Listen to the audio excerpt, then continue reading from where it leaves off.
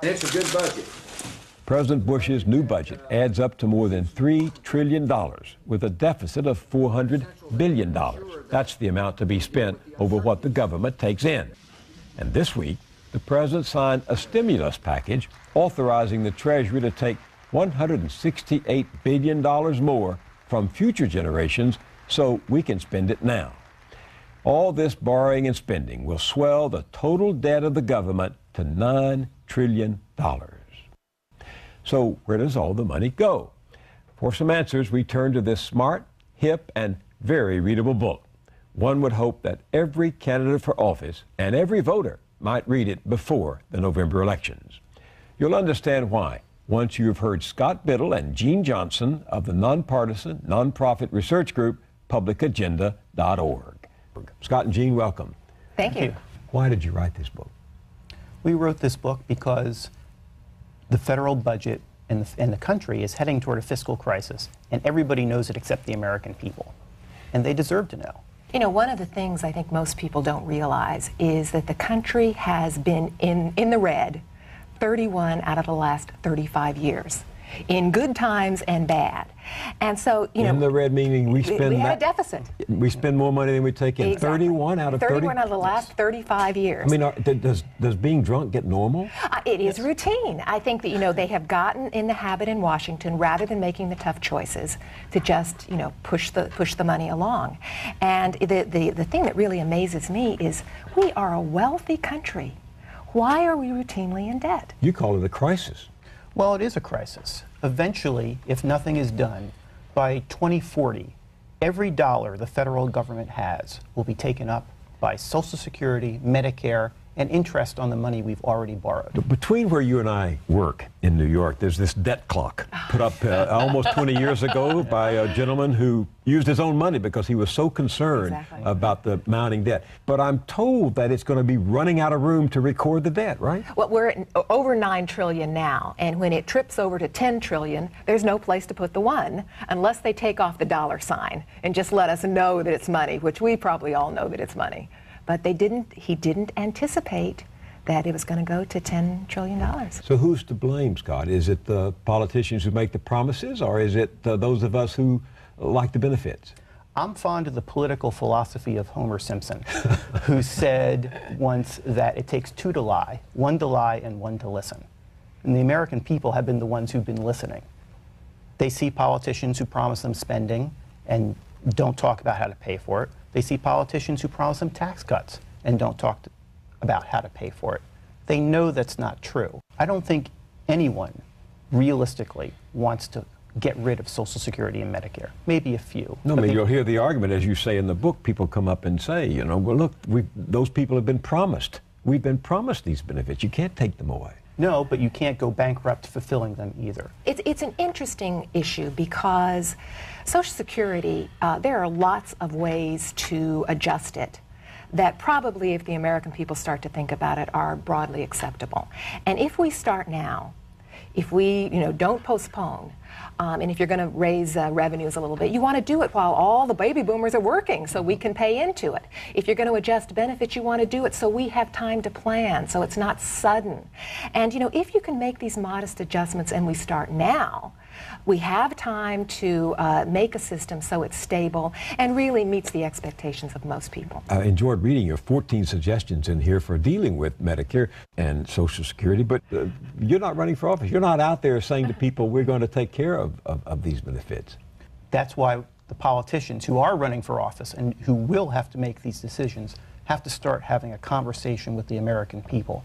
They've got to put these on the table, and they've got to make it clear to people. The fact is that the Americans are not going to let the political system change their health insurance and change their retirement benefits without their consent.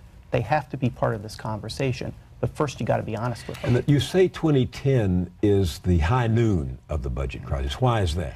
Come 2010, when most of the Bush tax cuts are scheduled to expire, the country has to talk about this. And if we just talk about it, about how much we want to pay in taxes, you know, we're really digging ourselves in the hole. But if we have this discussion talking about what we pay, what we're going to spend, and what's going to happen for the long term, I think that could be a turning point. And it's the opportunity to get these issues on the table. It's an ideal point to sit down and say, what do we really want? What can we really afford? If we continue to not deal with the realities, and the fact is right now one of the few areas of bipartisanship in Washington is the willingness not to deal with this problem. Exactly.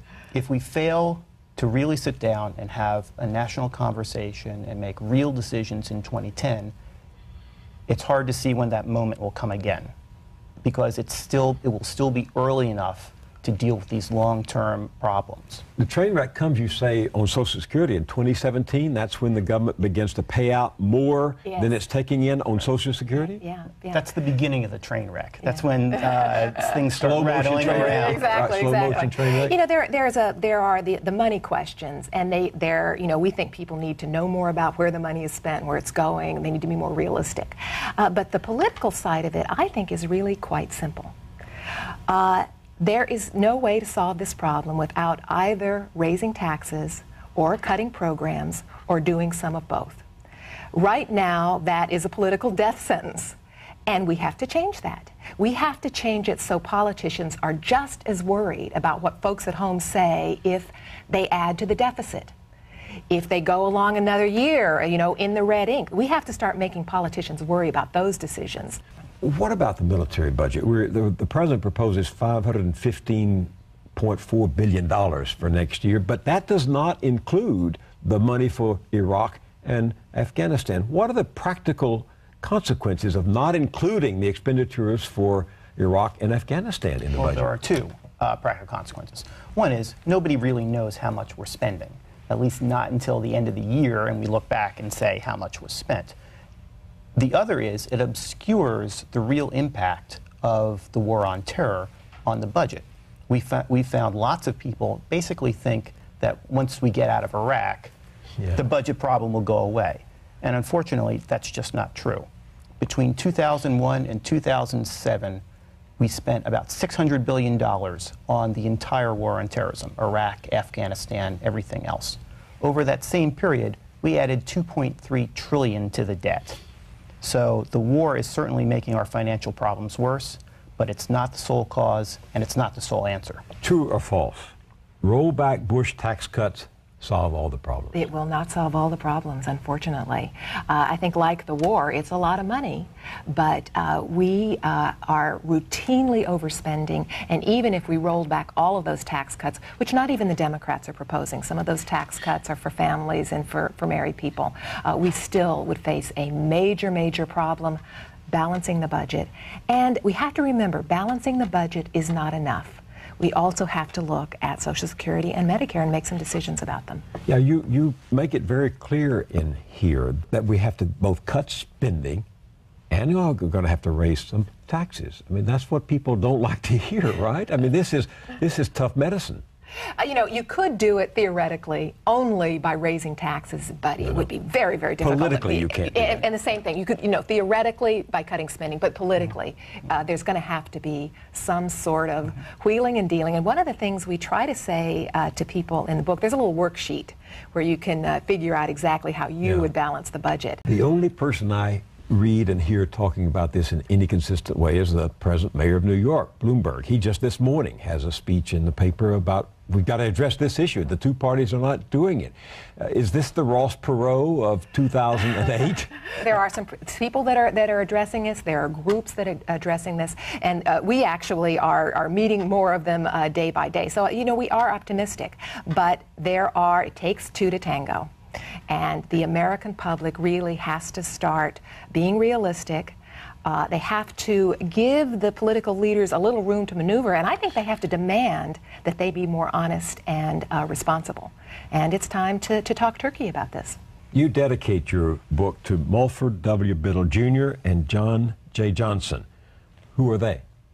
Our fathers. Our dads, yeah. And why did you dedicate this to them? Because neither of them would have left debts for us to pay.